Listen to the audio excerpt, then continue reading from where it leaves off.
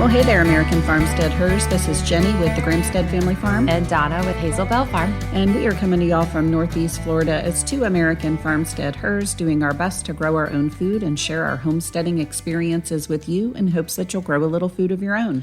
Yep. This week we are talking about a day in the life of a homesteader. Kind of. No 2 days are the same. There's no such thing. We have days. Oh boy, do we have days. This is a question actually. When I was recording YouTube videos, I would get this question pretty frequently. Can you do a day in the life of? And I was like, not really. Right? Do you really want to follow me around and do farm chores? I mean, well, because it is different every day, you know? A little. The chores are the same. Chores are the same, kind of. Yeah. And I kind of have a routine, you know, as far as the day is carved out. Like if I'm going to work on Farmsteadher stuff, it's between these hours, or, right, you know, morning chores and evening chores happen every day. Right. But then you never know when it's going to get a wrench thrown into it. Oh, well, that's every day. And all of the regular plans are just done. Right. Yeah. Yeah. You know, because you have to... something came up. Right. Sheep jump the fence. Yes. That's my life right now. Yeah. All my sheep are out right now. And I'm letting them be out. I mean, as long as they're behaving. Not wandering too far? No, they're not wandering too far. Okay, well, that's good. That is good. Yeah, but no, I'm going out of town next week, and whenever we're going to leave for a few days, I always like to just let them be out, you know, and let them get it out of their system. Yeah. Get the wiggles out. Yeah, exactly. Get the wiggles out, and then right before I leave, I'll put them back in their pen and give them some hay so they're entertained. That's a good idea. Yep. Somebody will be there to check on them, though. Oh, yeah. Yeah. Oh, yeah. We'll have plenty of people around. Sure. Yeah. I had this thought because Monday was one of those days that changed like 3 times before 10 a.m. Like the plan changed. Yeah. And it was still morning. And it was like, this is why we could never record a day in the life of. But then I thought, you know what? We should share it. So my Monday was a little bit insane. It was the day that we were taking animals to the processor. Right. So that was scheduled. So you had to load that morning. Yes. We had to load that morning. And, you know... Enough said. When am I ever going to get it through my thick skull that like, oh, those are the easy ones. Those are the sweet ones. They're going to be so easy. Right. Who never are. Right. And the hard ones are always the easy ones. Like the ones I think are going to be difficult because they're never hands-on or, you know, and not because I don't want to put my hands on them. We just, sometimes an animal is born with that kind of personality. They just don't want to be pet and touched. And like this particular steer, that was the case. Like he never wanted me to scratch him ever. So I didn't stress him out over it, you know? Yeah. And, but I still fed him twice a day, every day. Right. and I did my best to love him. And I thought, oh, this is going to be fun. And he actually was easier than the 2 rams that I took, who I've touched every single day and are a lot smaller. Ugh.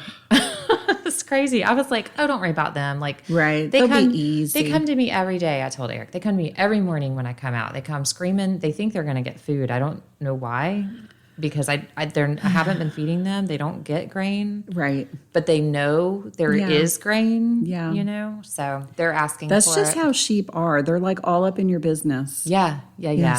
Until you want them to get all up in this trailer. They don't want to get in that trailer. So, so we had to do that. But in the midst of that, one of my beef cows came in to heat. Uh-huh. So, okay. Let me text my tech. Right. Cows in heat. Okay. And so we had to work through a few texts. He's coming. He's not coming. He's coming. He's not coming. It's the right time. It's not the right time. I'm like, oh my gosh. Jeez. And also, like, the regular chores have to happen, right? Absolutely. Like, I still had to milk 2 cows. One of my cows has mastitis because she wants to be a water buffalo and lay in the mud all the time. Because it's so hot. It is so hot. Yeah. I can't blame her. She knows how to flood a one of the water troughs. Right. And lay in the mud. So yeah, my cows broke their water spigot out in our small pasture. It's kind of funny how things like how you figure things out sometimes. Sometimes you just have a feeling that you need to go check on something. yeah, and thank God you did. And that's how I discovered it. It was like, oh, okay. Now I know why I came out here to check on this, because it is clearly broke. Right. Yeah, it was attached to a post that was in the ground. And somebody was probably rubbing on the post and bent the post and cracked the pipe. And water was everywhere. Cows are huge, the worst muddy for mess. it. Yeah. But it's fixed now, so. Well, good. It's one of those things that It's was one of not those planned things. in It your wasn't day. planned for the day. But you know But here we are. Happen. Yeah. So in that, in my regular morning chores, so when a cow has mastitis, I can't use the milk from that quarter. So like it's extra trips with the machine to and from the milk barn to the milk room, you know, and like I got to get her in the right order. out. She has to be last because I can't contaminate the rest of the milk. And she normally goes first. And so this is a big problem when you change routines for the cows. Like they don't understand what's happening. And so there's that. And I'm walking past a chicken coop, and a chicken had gotten her wings stuck in the wire mesh fence that is the coop. I've never had trouble with this wire mesh fence with any of my chickens before for 4 years. And she did. And they pecked her to death. Oh, I know, the other chickens. And that's just what chickens do. That's what they do. They saw an man down, opportunity. let's kick her. You know, like that's what they do. So, you know, okay, hold on, I got to get this dead chicken out and deal with that. Like you can't just leave it, you know. What else happened? Okay, get the trailer loaded up. Something else happened, I can't remember, but we were getting ready. Oh, we ended up breeding the cow. Cool. Got that done. The trailer, the livestock trailer, had a low tire, we noticed when we were taking off and we were leaving. So, okay, turn around, go back down the driveway and fill it up. And thank God Eric thought, I'm just going to bring the floor jack just in case, because it is kind of a hike to our preferred processor. It is. And thank God he did, because when we stopped at the ag station, he checked it just because we were stopped and thought it's a good chance to do it. And there was no tire. It was completely blown. Oh we my were gosh. on the rim. Right. So, I mean, it's a 4-wheeled trailer, like 2 wheels on you one have dual axle. axle. Yes. So it was fine, but still it was like, oh, okay. Right. One more thing to do. Yeah.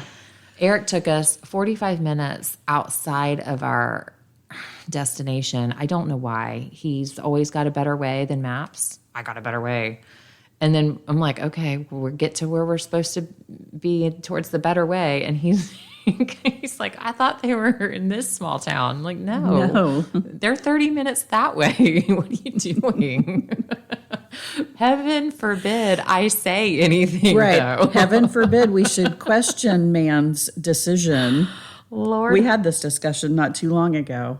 Did you? Was it about driving? No, Directions? it wasn't about it was about scalding a hog. Right. And, you know, I had already made one suggestion, and, you know. So then that you're out. Right. You're out. I'm out of suggestions. You're not allowed to have any more. Yeah. So. That's so funny. Oh, we mean well, you know. And the thing is I was like, I'm like, I wondered what you were doing. Like, right. I wondered where you were going. And then it's, well, why didn't you say something? Right. Well, because if I do, you're going to think I'm nagging you about how to drive or something, you know. So anyways, all that to say, it was a long day. It was a long trip. And then we got home and still had to deal with more evening chores and making dinner and, you know, all the fun stuff. The flood that the cow caused at the water trough. Right. And yeah, the little bull that got out, I think it was that day. Or maybe that was, no, I don't think that was before that. Yeah, our little bull who is, he's knocking on 7 months old. So he's right at like, I want to be a pain in the butt. Mm-hmm. And he's friendly. And, but that's not necessarily a good right. quality in a right. bowl. Like you don't want them right. to be in your pocket and be comfortable with you. So we don't intend to keep him, but, he's kind of stupid right now. And somebody pushed a gate open, like it's not really tightly latched, open just enough that he could get through. And, boy, he had a field day and like broke the new landscape bushes that we just put in and just went crazy. Yeah. He just went like completely bonkers, rubbing his head on everything, jumping around, and like, I can't catch that. No, nor should you try. No. Just go ahead and get it out. Yeah, get it out. Get the wiggles out. Exactly. I'm just going to open this gate in case you decide to come in.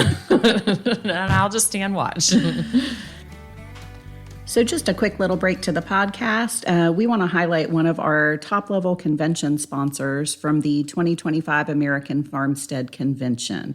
So if you are in St. Augustine area and love supporting local, you have got to check out the Feed Mill. This place is more than just a feed store. They've created a real community hub for farm folks, foodies, and families alike. Yeah, need hay for your horses or feed for your animals? They've got it. But here's the surprise. They also carry farm fresh food for people. Think handcrafted pizzas made with local ingredients, a farm store stocked with seasonal goods, and even chef-curated farm-to-table dinners that are absolutely worth planning for.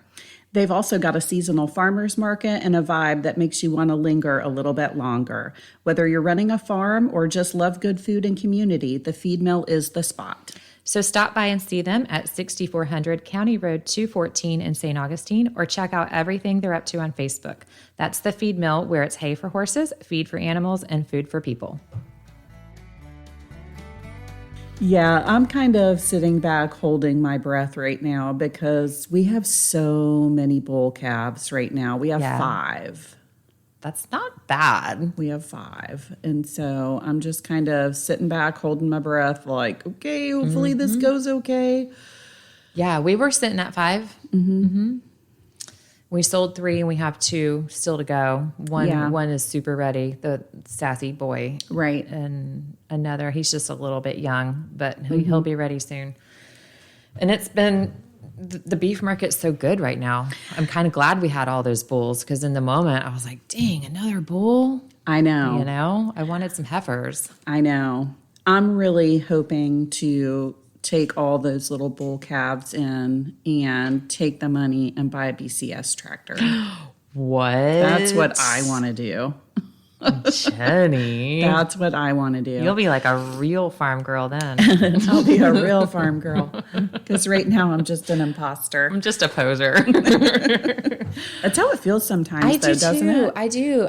And, we talk about this all the time, especially like with convention and, blogging and content. Right. Like, who do you think you are? Right. This imposter syndrome. Like, okay, I can speak on a topic I know about. Yeah. No, I don't have a PhD in chicken rearing or whatever that would be. Right. But I'm a college dropout, but I can tell you how to raise some chickens, okay? Right. So, yeah. Yeah. We know what we're doing. Mm-hmm. And when we don't, we're not afraid to say so. No, and if we don't know what we're doing, we're darn for sure going to learn something in the process. Mm-hmm. Absolutely. Yep. I started the, because I'm really just trying to figure out, like, I know that my farm is going to have to switch gears. Mm-hmm. We're going to have to downsize somehow because of the development going on around us. And so I've really been really thinking about, like, what do we want to do? How are we going to switch gears? What do we want to get into? And so I really just started thinking about, like, 8 or 9 or 10, probably 9 or 10 years ago when we first bought our land, I was really interested in having a market garden. Mm-hmm. And for a while there, for several years, I was able to do seasonal farm bags out of the garden. Right. And sometimes, some weeks, I was doing like 3 or 4 bags, which may not seem like a lot, but felt like a lot to me. Yeah. And that's something that I've always wanted to do, but never was equipped in the proper way in order to actually make that come to fruition. But now I'm really starting to think about, maybe I could. Maybe that's what I want my next thing to be, because that's kind of how I am. I don't know, if it's the same too long, I get bored. Yeah, I know. I think it's in our nature. Yeah, and I'm kind of bored right now. It's the same. It's that quality that comes along with our lifestyle of, we've been stay-at-home moms, but we were also kind of like work-at-home moms or side hustle moms or whatever. Right. Like we always have some kind of irons in the fire going all the time. Yeah. And that like freedom-minded, independent, Right. want to do something better. Yeah. And be productive. Yep. It's that same. Yeah, and I guess that's probably... I'm bored with this. Yeah, I'm bored with this. And I'm feeling not productive right now because I don't feel like I can be productive with anything right now with how everything's on hold. Right. Literally, I just go outside every day and I count all my cows. I'm like, check. There's 16 of them. And then I go to the sheep and I count those. Check. 17 of them. This is Jenny's day in the life. Feed the dogs. Done. That's it. And I throw kitchen scraps to my chickens. Right. I do that. Yeah. But You do other stuff too that's homesteady that you don't even count I do, as that I don't homesteady. even count, Like right. You cook from scratch. Right. You are Yes. looking to improve fence. You're always doing something. At this point, I'm ignoring fences right now because I'm not putting the time or the money into it right now. Until you know. Until I know what's going on, until I know how we're downsizing and, all that jazz. So yeah, I've been reading a lot and I've got the Market Gardener book and I bought his beginner course. Oh. Yes. But he has a very basic beginner course. Right. And it covers all of the aspects of market farming from, bed preparation all the way to like marketing and sales and Right. Crop planning. And I mean, it gives like you, it Wash gives you basins. exactly All that stuff that you don't think about. And so it gives you, and the tools, and so it gives you like a whole giant overview of everything, to kind of see if you want to invest the time and money into like the full market gardening course. So it's good. I'm liking it so far. Cool. I'm only like 3 lessons in, but so that's kind of what I'm thinking right now. That's pretty neat. Yeah. So you have to imagine, like, if you could do that, like, what would it look like? And then you start, I know Right. you've already, like, made a list of equipment that you might need. Oh, I do. I have a list of 30 must-have tools. Must have. This is coming from the woman who does not even have a hand spade shovel. Nope, sure don't. 30 must have tools. Shovel 1, shovel 2, which is my right hand and my left hand. No. So funny.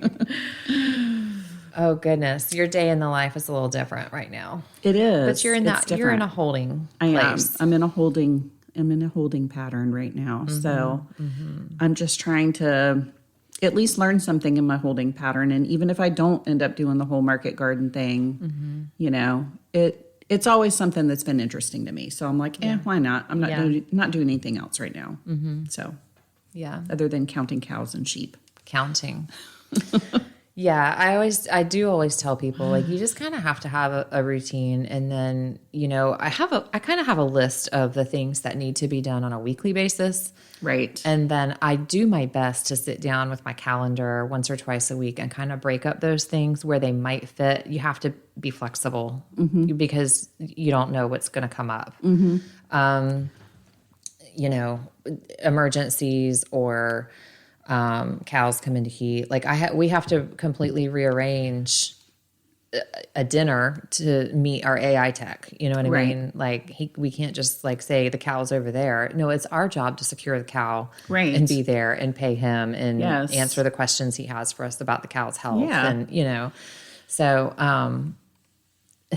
and that's just what comes to mind right now because that's what's been happening. But any number of things can happen, just like, I want to say just like everyone else's life, but I'm not sure, like, what's the thing that comes up for a subdivision family? Like, what happens? To me, that would be something like, oh, maybe you had a full day of work planned, but your kid is sick at school, and now you have to stop what you're doing. Go get your kid. Yeah. Get kid home. Get him settled. Everybody has them. Yeah. So on that note, well, hey, y'all, we're going to briefly interrupt this podcast episode to give a big thanks to our 2025 top sponsors to the American Farmstead Convention, starting with Eco1. There's something really special about working with people who care, not just about the job, but about doing things the right way. That's why I want to tell you about Eco1 Inc. They're a family-run custom home builder right here in Northeast Florida, and they've been building homes and trust for over 20 years. What sets them apart? Well, it's not just their craftsmanship, which is top-notch. It's their integrity. They're faith-driven, detail-oriented, and truly listen to what you want, whether you're building your forever home from the ground up or updating the one that you already love. Eco1 works with you every step of the way, from dreaming and designing to the final walkthrough. Their team takes pride in building homes that last and relationships that do too. So if you are thinking about building or remodeling, go check them out at eco1inc.com. That's ECOONEINC.com, and you will be glad that you did. Here's another day. I mean, it's just so fun to do stuff. I don't think I talked about last week that we had an emergency on the homestead. Oh, I don't know. I don't think so. I know you and I talked about it, but I don't think I talked about it on the show. So we did. We had an emergency involving our oldest. He's an adult. Right. But he's a young adult and still is at home. Mm-hmm. And my guys were working on the dig project. And the dig project this is what I'm calling it. And I'm not super thrilled with it, but just because it's been way too eventful and not in a good way. All the bad ways. Anyways, they were working on a piece of machinery, and oldest got hurt, and there was an ER trip. And so this week he had a follow-up with a general surgeon, and, he's 21. Like, he's like, yeah, I want you to go with me. I'm like, I'm trying to not step on toes. And right. He was the one to make all the phone calls. He jumped through all the hoops for insurance and referrals and dealt with all that. I was really proud of him because his executive functioning is not what the 46-year-old woman's is, He's a 21-year-old boy man. He doesn't have that many tabs in his brain. Oh, no. No. So, so I thought I wasn't going with him Tuesday morning. And, but I also had in the back of my mind, I better plan to go just in case. Right. But I really didn't think I didn't know. I wasn't planning. I wasn't supposed to go. So I got up early. Oh, I know what happened on that day before. I have to get back to that. I got up early anyways. This is the day after we had the processing day. To hopefully this morning was going to go more smoothly so that I could finish chores early and go with him if he wanted me to. So, chores did go just fine. Discovered mastitis in the cow, or discovered meds were not working and had to switch treatment. All of that mess, and then drive him all the way, an hour to his appointment and do that. Okay, great, all right. Everything's fine. Everything's good. Get him home to find another flood. And from the cow, breaking the water trough. Yes, same thing. I'm just gonna have to move her. I moved her today, actually. Right, because once they figure it out, they're really smarter than people give them credit for. Yeah. Honestly. Then discover that the dog has gotten into the fish guts that my boys had set aside to bury. Gross. Mm-hmm. And has the runs. Oh, no. So, oh my gosh. And then I was like, well, what if there's a fish bone stuck in her intestine somewhere? What if this is a dog emergency, Lord. But she seemed otherwise fine. Right. She just had the runs right. and got fish guts all over her. So she smelled great. That has to be dealt with right now. I don't know if subdivision mom has this in her day, but I did. Yeah. And then, also take the milk. That's one of my side hustle things is I'm selling milk at the stores. Right. So I've got to go to this store and then I've got to go to Drop that off. store. And then, those cows finished their hay 2 days early. I wasn't planning to get hay. I got to get hay. Okay, well, I got to make arrangements to make sure I have access to a truck. Like that's a whole thing, Right. So that's kind of the way most of my days happen. Mm-hmm. Like it's always chaos. Yeah. I have a plan, but then there's always chaos. I actually had a little chaos this morning when I woke up. Well, it wasn't really chaos. It was the remnants of chaos that happened while I was sleeping through the night. Since my sheep are out. Oh. I guess half of them decided that they were going to sleep on my back porch and crap all over it. They had all my plants knocked over. Condo life sounds great right now. I tiptoed through that stuff when I left today. I'm I'll deal with that later. Oh. So that's what I have to deal with tonight when I get home. Yeah. It's all over the place too. Oh. I'm like, dang it. That's horrible. So sheep. My other emergency, this was just my own stupidity. I buy feed in bulk for the cows, right? And so I have all these barrels set up. So when we bring the feed in, I empty the bags into the barrels. Right. And I have got all barrels for 2 weeks. 2 weeks of feed, keeps the rats out, keeps the feed from getting wet, all that. And 1.2 empty feed bags. 1.2 million empty feed exactly. bags. There is that, yes. But you know what I discovered? They make great little sandbags to hold your tarps down in the garden. Oh, yeah. Yeah. Nice. Yeah. Nice. Okay, so I thought that Monday morning that I had a whole other barrel of feed when I got up early to feed cows before we go to the processor. Silly you. Silly me. I open the feed barrel and there's no feed. And I go tearing all the lids off oh my gosh, what am I going to do? My animals are all trained to feed. Right.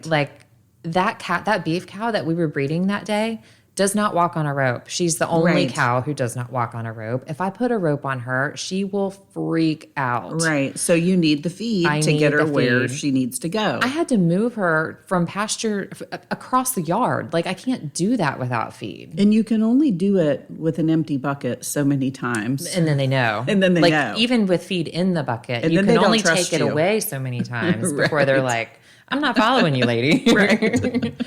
So it's 6:00 in the morning. I have no feed. None of the feed stores open till 8, I think is when the one opens, and that's 30 minutes away. Right. So I'm like, oh my gosh, what am I going to do?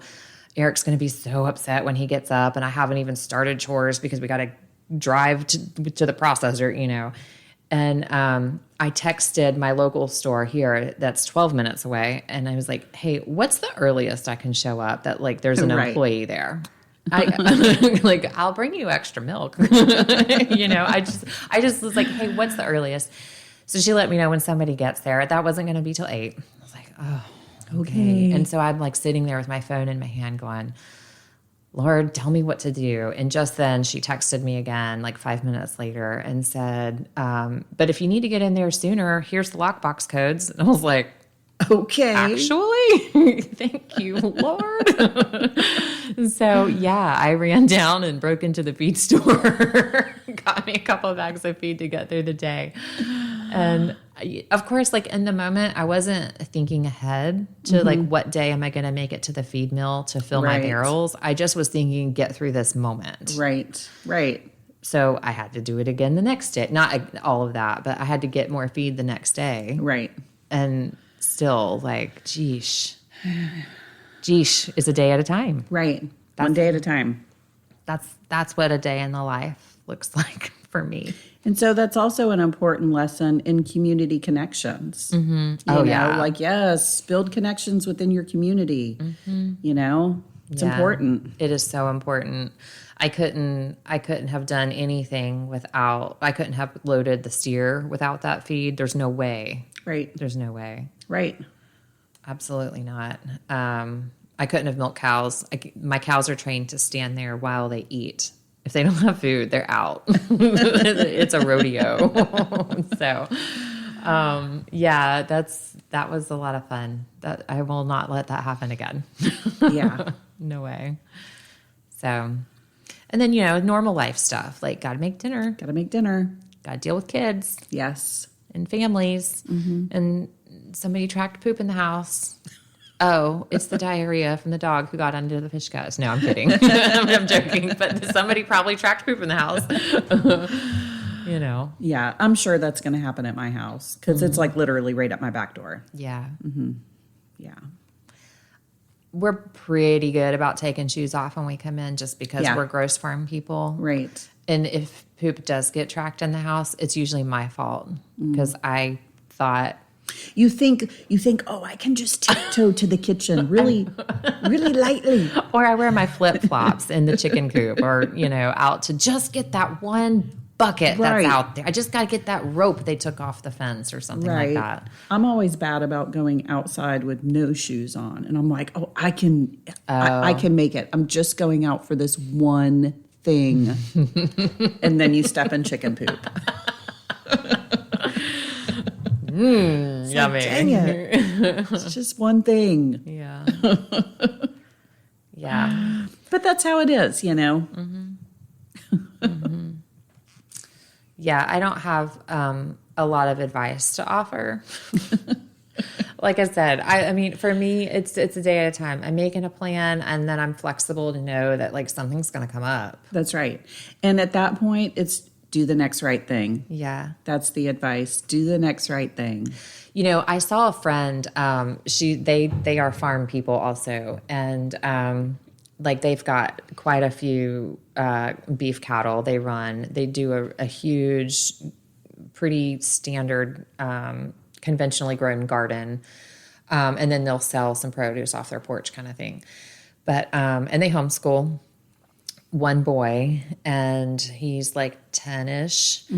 And, they're both working and Great. trying to be in community and doing horse races and all kinds of stuff. Anyways, she actually shared this meme, and it was something along the lines of like, how is any woman supposed to get it all done? Like drink all the water, eat all the protein, read all the scripture. Like how do you get it all in, And she's like, okay, but seriously, like how do you do it? And I shared with her this analogy I heard years ago, and it has stuck with me because you can't get it all in every day. There's just no way. There's always going to be more on the to-do list. Always. And so... and you have to be okay with that. Exactly. And that's the point, is like in this analogy is like if you're spinning plates, right, on the sticks in the air, like there's only so many plates that you can spin. That's right. Before they start to fall. And you just have to make sure that you don't drop the fragile ones. Right. And that it's okay to drop plastic. Right. And so, you just prioritize, like, what's the most important thing right now? Right. It's my kids. It's my husband. It's everybody's fed and alive. Like sometimes that has to be enough. And sometimes that's the only thing that gets done. Right. Exactly. And that's okay. And that's okay. I can change the sheets tomorrorow. That's right. So yeah, I don't know if this was any kind of encouraging other homestead people. But well, I guess encouraging to some, maybe in the respect that, hey, if your day is like ours, you're not alone. Right. You're not the only one. It's not because you're not doing it right. Right. It's not because you're not efficient. It's just how it is. It's just how it is. It's just how it is. Stuff is going to happen every day. Every day. So, yep. All right. Well, anything else? No, because I have to go clean sheep poop off of my porch. Yeah.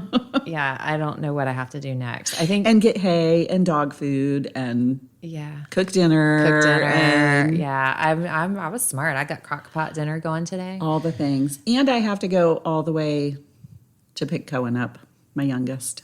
Which is far, far away. Far, far away. Through traffic. Far, far away. At rush hour. Right. On like the day before the holiday. Day before the holiday. So it's like Friday. That's what I told him, because he has his permit. He's like, can I drive home? And I was like, I don't know if you can drive home today. Like, Probably not. Probably not the chaos I'm looking for today. No. Oh my goodness. All right. Well, we will be back hopefully next week. We are going to be testing out some equipment stuff next week as far as long distance podcasting goes. So maybe next week. Right, maybe. And if it doesn't work, we'll see you in 2. That's right. All right. Bye, guys. Bye.